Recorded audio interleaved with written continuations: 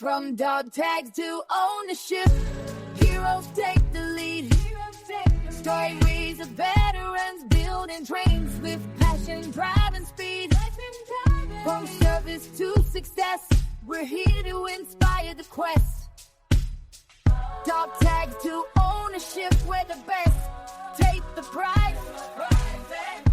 From the battlefield to the boardroom, this is Dog Tags to Ownership, the podcast where veterans share their journeys from serving our nation to leading in business. Hear inspiring stories of grit, growth, and the entrepreneurial spirit that drives those who've served to succeed. Tune in and take the first step toward your own mission in entrepreneurship. Military One Percenters, welcome to Dog Tags to Ownership, where once a week we interview veterans who charted a path towards entrepreneurship. Here, our goals are to share resources, advice, and success stories about starting a business, discuss strategies for building financial independence and creating your own path, and most importantly, build a community to support each other through the challenges of transitioning from service life to civilian ownership. So today, Matt and I are here to discuss the past few weeks of Dog Tags to Ownership, where we had the privilege of sitting down with three remarkable entrepreneurs, each with a powerful story of vision, grit, and transformation after or beyond military life. The past three episodes, we had John and Michelle, the founders of High Country Living, who really bring in a intentional lifestyle to owning real estate and how they go about being real estate agents. Then we had Wendy Brinson, the owner-operator of the Goddard School in Stafford, Virginia, where she really gets into her community-driven leadership and fierce determination to bring that Goddard School from not being one of the top Goddard schools to being the top Goddard school in the country, and having people come to her to see how to really get after owning and operating a Goddard school. And then last, we had Zac Staples, the founder and owner of Fathom5, where Zac, with Fathom5, they have cutting edge technology and nothing short of blending national security, cyber innovation, and entrepreneurship, and pushing those boundaries for the Defense Department.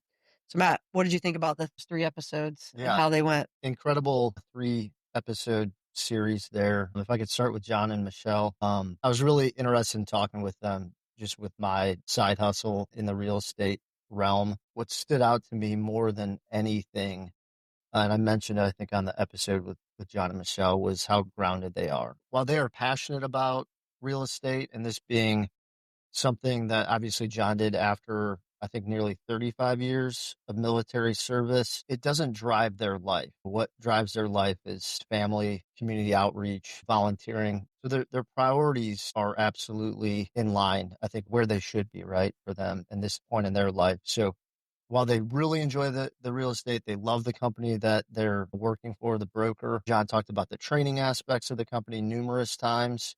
There's not a lot of pressure from that broker or company as far as minimum requirements, sales per month or volume, that sort of thing. So I think it fits really well with where they're at in life. And that's what really resonated with me for John and Michelle. And I think with them also, it's not just about the realty. They also have their own short-term rentals, Airbnb that they've bought. They're potentially looking at maybe expanding that, looking at getting back to the beach. And then they started that YouTube channel, which I really think took them out of their comfort zone with High Country Living. But as John said, that was his idea, and Michelle kind of came along, but they've both really enjoyed it, and having that and having different guests on. They talk about fun things sometimes, but then they also talk about boring things like house inspections.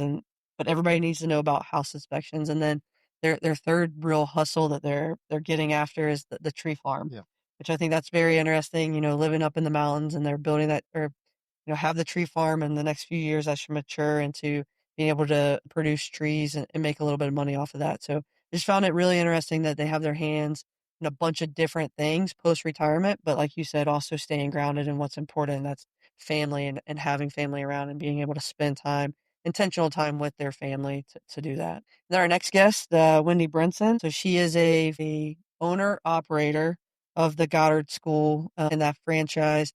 And what I really took from her that I found interesting is, prior to retirement, I think you and I have talked a lot about this, is figuring out your next purpose, your next passion.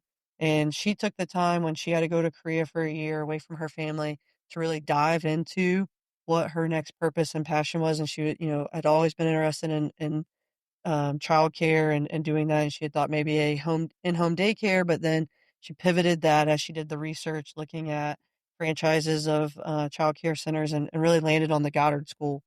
and came back to the States after that year in Korea. Had your job before you, and really went into how to buy a franchise and how to do that. And then also leveraged opportunities while she was working at the garrison to understand how to run a child care center. Like she said, her garrison commander, while she was the director of emergency services, really allowed her to be in charge of the CDC there on Fort Myer and learn how to run a child care center, which gave her that real world experience prior to opening up the Goddard School in Stafford and doing that. So I just found that very interesting that she was very intentional in how she prepared herself to go into owning and operating the Goddard School. Yeah, and I think what stood out, with Wendy was the draw towards a franchise as opposed to perhaps going out and opening her own daycare or school that would have required a lot of creation of systems and processes and space. And so to be able to fall in on a struggling franchise location in Stafford and then build on that with the support system that they had that she talked about mirroring very much what you'd find in the military, right? And the checklists, much like a command inspection program or a staff assistance visit. So it was it was easier for her to apply a lot of the principles and methodology that she had in the military to the school process and improve it. And now she's sought after in that space for turning that school around and being a really good news story. And now is looking at another location uh, to not only run as an operator, but as well as own the actual physical space of the school. Yeah, so with franchising, I think that's a big space or a great space for folks who want to pursue entrepreneurship after the military or veterans who are looking to get into business ownership and entrepreneurship. It is a great space because a lot of times with franchises, like you said, Matt, they have those checklists, they have those things, and they mirror a lot of the skills, discipline, and leadership, operational planning that it takes to do franchise ownership. And some of the things, just for our listeners who want to get into franchise ownership, some tips and tricks that we learned after talking with Wendy and doing a little bit more research that we will post onto the show notes and also to our website. If you want to get into that space, one thing as you're doing your research into franchising, research military friendly franchises. There's a lot of franchises out there that offer veteran discounts. And that is one thing that Wendy talked about, is that the Goddard School did offer veteran discounts for her to own and operate the Goddard School. Another good, I guess, tool that you can use is looking for different franchises or brands on VetFran. It's a program by the International Franchise Association that supports veterans. I'll link that into the show notes on here as well, so you can go to that website. And then also look at your financing options, understanding what you have available in terms of financing, what capital you might need. And if you need a loan, getting with the Small Business Association, there are things called the SBA Express Loan for Veterans that you can utilize. And that's something that Wendy said that she utilized, was a SBA loan when she bought the franchise. So there are different loans and different things out there that you can utilize to help you to buy those franchises. And then the next thing is just really there's some things that you can leverage from the military, some different resources as you're getting out and you want to. So the first one I mentioned already was the Vet Fran, but then it also Boots to Business. But they offer a lot of programs to help military members or veterans get into entrepreneurship and then also into franchising.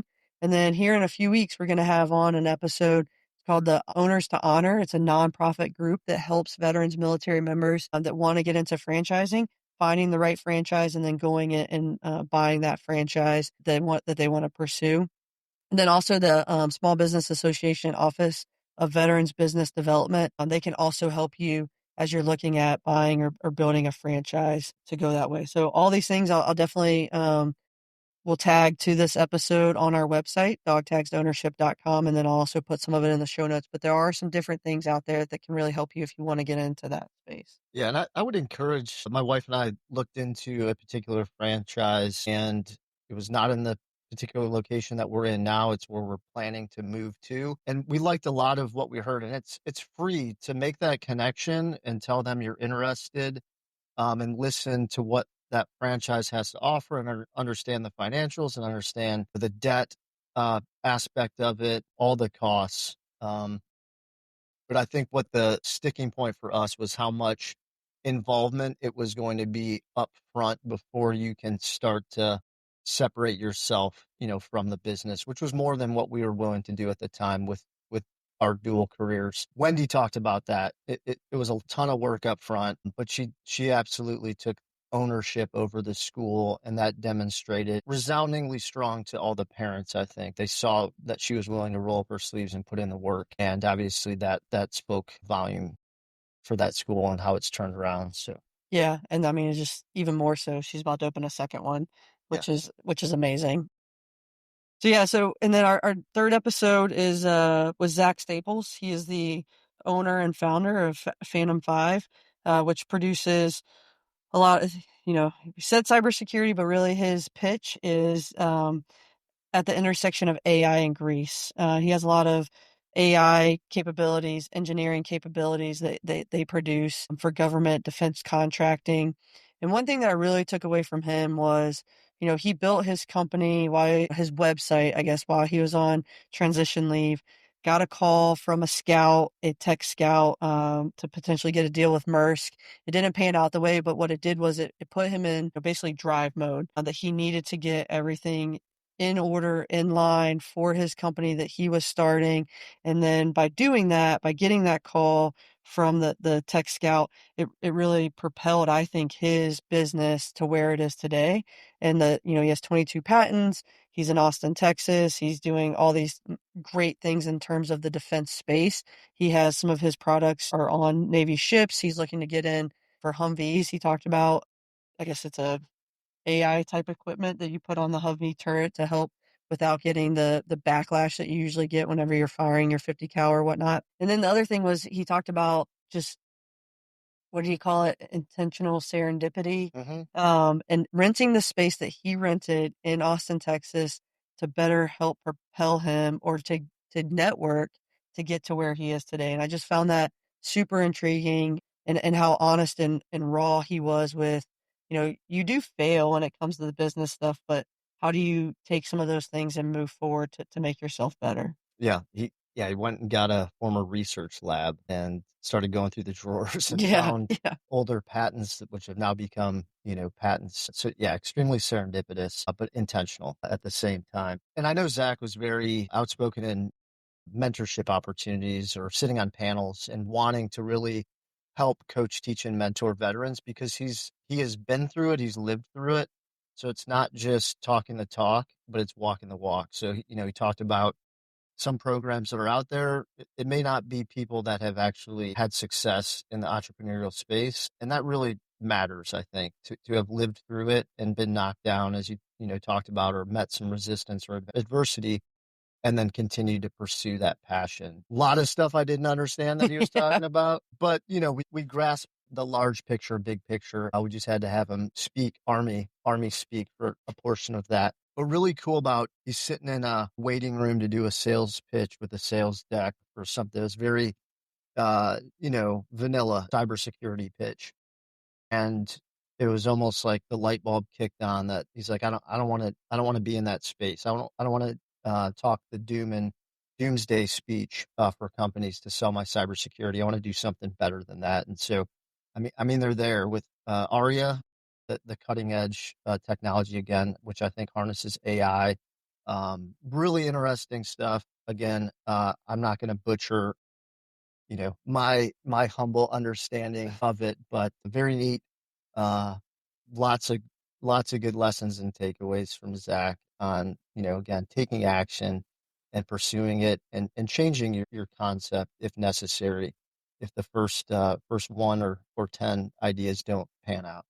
Yeah, and like you said, Matt, he was definitely talking over our head a few times, and he could see the glaze over our eyes, and then he would bring it back. But it just goes to his professionalism and really his drive. And he is a wicked smart individual who has a great company that is just expanding. As he said, he's a company of, I think, 50 right now, but plans to get to 60, 70 in the next year. So just continue to see great things from him, and just some little nuggets that if you're out there and you want to get into that space, that you have to really think about and how to do is the first thing you have to do to be able to get a get your business registered for federal contracting or defense contracting is get that UEI, so the unique entity identifier. So, and you get that at sam.gov. And again, I'll put that in the show notes and on our website for people to find. But once you get that UEI, you have to register at sam.gov. And that's essential for you to be able to bid for federal or defense contracting. And with that, you have to create that capability statement that clearly explains what you offer. And one thing I really took away from Zac with the capability statement is a lot of small business people or small businesses that want to get into defense contracting, they say they can do everything, but really you can't. And so for Zac, it was really honing in on what he does for defense. And that was something that he had learned from a mentor as he was building his company. But this is very short. We are at the intersection of AI and Greece. So really figuring out what that capability statement is and what you provide or what you will provide to defense is really important. Reaching out to mentors, reaching out to folks as you build that so that you're not showing that you can do all these things, but really you might not be able to because your business isn't big enough. And then the other thing is, when you're looking at federal or defense contracting is, are you a service disabled veteran owned small business? So getting that identifier, because that also puts you in a different space for you to be able to win contracts, or making sure that you are identified as a veteran owned small business. That also helps with getting awarded contracts. Another thing when it comes to defense contracting is also your network. It's really important to network with folks, especially like larger primes such as Lockheed Martin, Booz Allen, and you could be a subcontractor with those folks to really get you your name and your brand and what you do to find some of those contracts while you're out there. And that's something that Zac Staples talked about, that he had a friend or a mentor who worked for Booz Allen, and when he was getting out, asked him, do you want to come work for us? And he said no, because he wanted to do his own small business. And the mentor was like, okay, but you're not going to make any money. He was like, yeah, I'm not. I got my bologna cookbook. That's a big thing when it comes to if you want to get to government contracts or defense contracting, is really your network, working with larger primes as you get started with your small business, if that's something that you want to do. And it all comes down to money too. Zac Staples, he was able to bootstrap, but not everyone's able to do that. So really looking at your finances and how you want to move that forward with that. And then the last thing when it comes to defense contracting is just matchmaking events, attending industry events and matchmaking conferences to really get your brand or what your product is out to the defense contract or out to the Department of Defense for them to be able to understand it. And then that goes along with that clear and concise pitch that you have for your company. As Zac talked about, for them, we are at the intersection of AI and Greece. He gave us some great pointers on how to get into federal defense contracting and the way that he was able to do it. He said, he said it wasn't always the easiest thing to do, but he was able to get there. I think the company's been around 7 years, and he was very transparent and candid with us that during the hard times, as he started pre-COVID and into COVID, it was take whatever opportunities for business that they could take because they were bootstrapped and had no private capital. So again, just another story of an entrepreneur deeply passionate about what he's doing and was willing to make a lot of sacrifices to keep the company moving, to keep employees paid through the very austere times and get them to where they are today. Just a really, really neat story. And again, he took the time to talk at the Army level a couple times to, keep it on our level. So that was appreciated. Sometimes he was up in the clouds, but it was a great interview. And I've also been really busy these past 3 weeks, not only recording great content, but also we were on a podcast, the Triple Threat Vets, with Ty Cobb and Master Chief Matt, which was a really interesting experience for Matt and I. Being on a live show was definitely past our bedtime, but we were able to really tell our story about dog tags ownership. So if you want to listen to that episode, it is linked to our website. I don't know what you thought, but a great experience just being in the hot seat, I guess, and answering some questions and just reminiscing a little bit about the Fort Campbell days. Yeah, it was a thrill to be on. Again, very cool, the chance encounters that come with taking action and doing something. So you wanted to create this podcast. We would not have been, or I would not have been sitting on a podcast with Ty Cobb and reminiscing about Fort Campbell days and the outstanding non-commissioned officers and officers that we had the privilege to serve with, had we not been doing this podcast, I think. So it just that intentional serendipity, right, that we've talked about, and those encounters that are just a ton of fun. Now, I think we were episode 97, and I know they're gearing up now for episode 101. Shout out to the 101st. It was definitely past our bedtime, but a lot of fun, just sitting there and talking about those things. And as you got tired throughout the night, you're answering of questions that definitely went down, but it was a good time for us. And then finally, at his retirement ceremony, I guess about a week and a half ago now. And so prior to that, he had wrote a blog post, I like to call it, and we posted it to our social medias on Sunday, May 4th, the force be with you, I guess, for all you Star Wars fans out there. I'm not gonna say nerds, but fans out there. If Becca's listening, she'll know. Um, but yeah, so Matt, the blog post, what inspired it?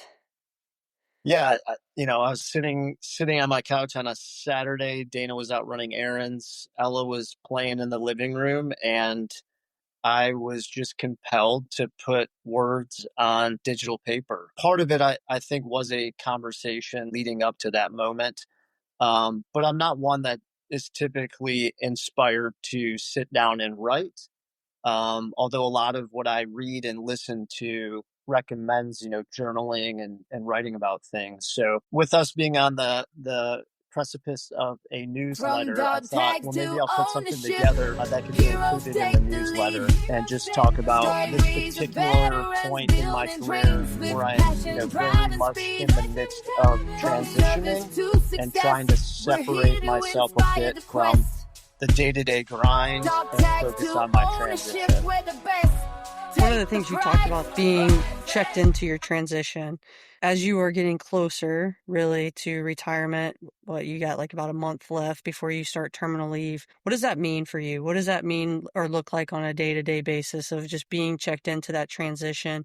And I know one of the reasons you wrote that too is because somebody had said to you, you need to have both feet in firmly planted into the military right now. But not to get too much into that, but what does it really mean for you to be checked into your transition and on a day-to-day basis?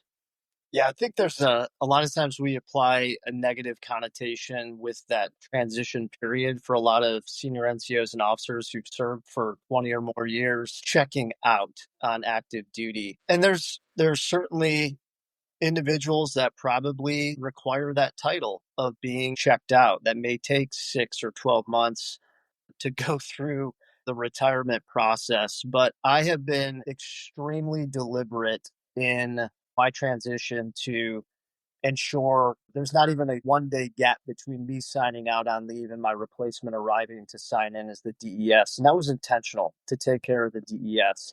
I was in the office this morning, but I was in there still doing work as the director, trying to resource the director with certain capabilities, but also taking that time to put together an email that lays out all the days I will not be in the office and sending that to my organization, the staff I work with, the commander, XO, again, to be very deliberate and to say, hey, this is the time that I'm taking to make sure that myself and my family are set up for success and that no balls are dropped during the transition period.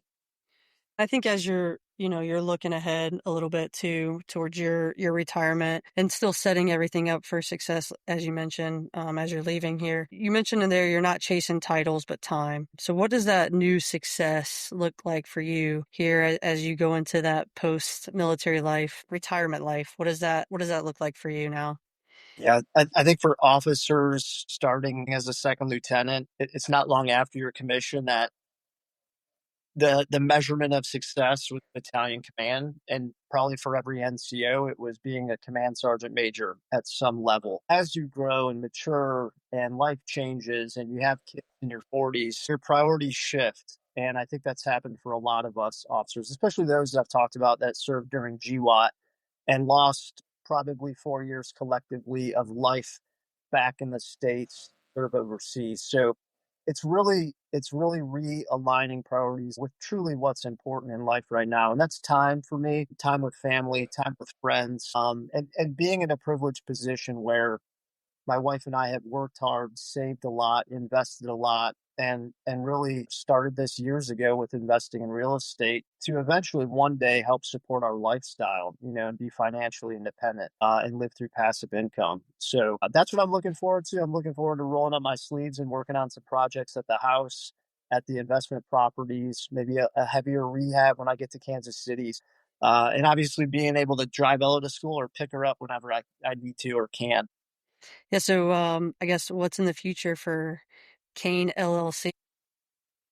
I mean, I know you and Dana want me to do more property management. I've not ruled that out. And I do manage all but one of our properties currently, so I do have experience there. But I think it's acquisition of more properties. I talk about the small and mighty real estate investor. It's acquiring a property probably a year. Some maybe heavier rehab, some lighter, and just continuing to use those as long term buy and holds. Maybe get into some short term rentals. I don't know, but just stay in that sector as long as I can, so I don't have to go back to a 9 to 5, which is what I'm desperately trying not to do. Yeah, and so something I just learned recently, and maybe something for you to look into, is the VA loan. Now you can do a one-time construction loan with it. I mean, with that, you can do like four properties, multifamily on with that construction loan. So maybe something you want to utilize, because I don't think you've utilized your VA loan yet. Yeah, I have not. The only thing I'd have to work through is, that has to be your primary residence, I think. Oh But yeah, you're it right. is very cool that the VA is allowing the veterans to invest in a small multifamily, right? That's under 4 units or 4 units or under to use traditionally conventional financing. But I mean, that's something I would absolutely be doing if I'm a young service member. In fact, I have a firefighter who's also in the reserves. I'm going to sit down and have coffee with, and that'll be one of the things we discuss is leveraging the VA loan, and really leveraging it to get into a duplex or a triplex or quad, so that he can start generating income right off the bat. So Yeah, and I definitely think for our listeners and followers, that's something they should look into, because can definitely, especially younger folks that are just starting out, like you said, can invest into that now and start generating that income from. If you got a quadplex, you can generate income from 3 of the 4. So definitely a great thing that the VA is offering out there. All right, Matt. So any final thoughts on how you feel as you're wrapping up your military time and about to go into retirement life? just excited. We have household good dates to move to Kansas City. So I think everyone says that's when it gets real. Well, clearing CIF and getting household good dates to ship your stuff. So this final PCS into the new house, just nothing but excitement and excited about the future and the opportunities that'll be out there. So that's all I got. Yeah.